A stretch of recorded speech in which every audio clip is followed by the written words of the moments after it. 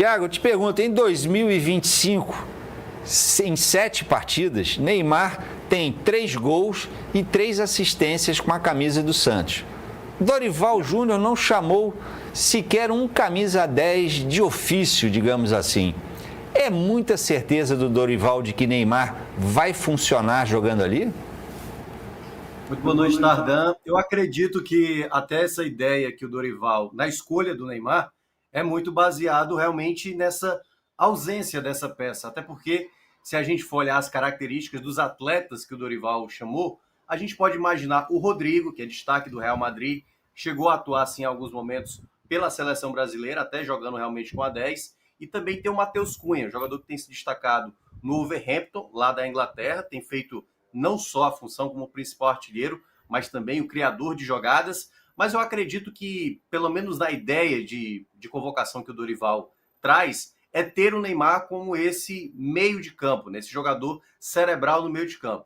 Possivelmente sem tanta obrigação de marcar, até porque ele passou um bom tempo sem jogar. No Santos, ele não está tendo essa responsabilidade e tem se destacado. Curiosamente, os 7 jogos do Neymar batem exatamente com 7 jogos na época do Al Hilal, porque foi o período todo que ele ficou lesionado, só fez 7 jogos lá no Clube Saudita, e agora com o Santos também 7 jogos, fazendo até mais gols e mais assistências. Então acredito que o Neymar deve ser o camisa 10, mas se eu fosse palpitar agora, acho que ele vai começar como reserva e quem sabe depois no segundo jogo contra a Argentina deva ser titular.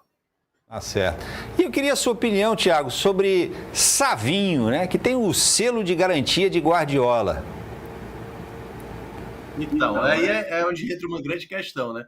Porque o Guardiola não está tendo facilidade nessa temporada, né? Essa temporada 2024-2025, a temporada europeia terminando na metade do ano, e o Guardiola teve muitas dificuldades. Caiu, por exemplo, na Liga dos Campeões para o Real Madrid, claro, né? Um confronto pesado, mas não está bem no campeonato inglês, assim, bem no parâmetro Manchester City, né? Que todo ano está brigando para título.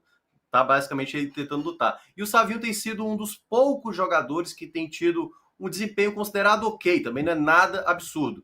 É um jogador que eu acho que não é hoje um titular da equipe, até porque acredito que na ideia de jogo do Dorival deve ser Rafinha, juntamente com o Vini Júnior, e também o Rodrigo ali, o trio, abre ali uma possibilidade de uma quarta vaga, que teoricamente é do Neymar. Então, caso o Neymar vá para a reserva no primeiro jogo, pode ser que o Savinho seja escolhido e com isso aí o Rodrigo vai jogar um pouco mais adiantado ali, fazendo um revezamento ali com o Vini Júnior e também com o Rafinha.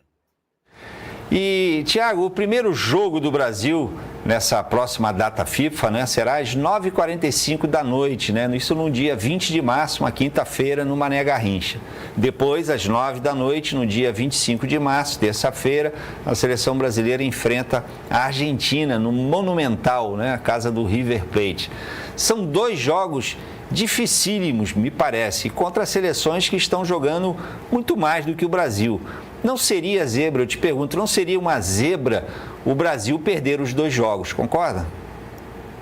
Não seria uma zebra, mas não estamos falando de uma seleção qualquer, né? A Colômbia vem muito bem, aliás, o trabalho está sendo muito bem executado lá. A grande questão, Tardan, é porque o Dorival até agora não conseguiu dar um padrão, digamos, sustentável à equipe. O Brasil tem sofrido muito. Na Copa América do ano passado, basicamente deu vexame realmente na Copa América e durante as eliminatórias também o time teve muitas dificuldades. Vamos ver agora nesse novo ciclo desses 2 jogos, enfrentando 2 equipes de mais qualidade, a Colômbia e a Argentina, se ele consegue tirar o melhor desses atletas, porque não tenha dúvida. Quando você olha o Vini Júnior do Real Madrid, o Rodrigo do Real Madrid, o próprio o Rafinha do Barcelona, e esses jogadores chegam na seleção e não rendem, queira ou não, a conta cai mais para o técnico, porque ele não está conseguindo fazer o time ser organizado, o time ser propositivo, e muitas vezes até essa sua previsão de ser uma zebra, caso o Brasil acabe perdendo e tudo mais, é um contexto onde o Brasil realmente hoje não passa a devida confiança. Mas a gente está falando de uma seleção brasileira,